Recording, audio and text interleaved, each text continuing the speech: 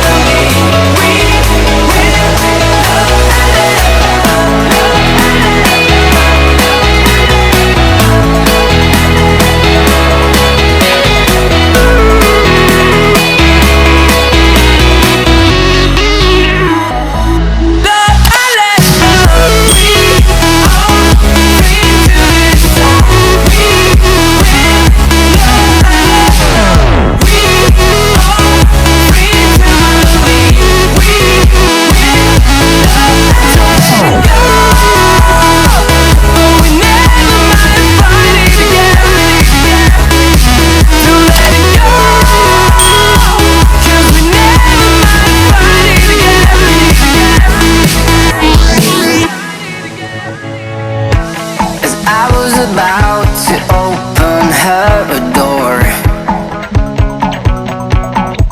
I saw the guy that she was waiting for.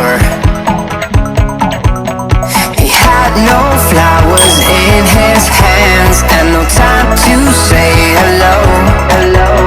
If I were in his place, I know I would have kissed her slow.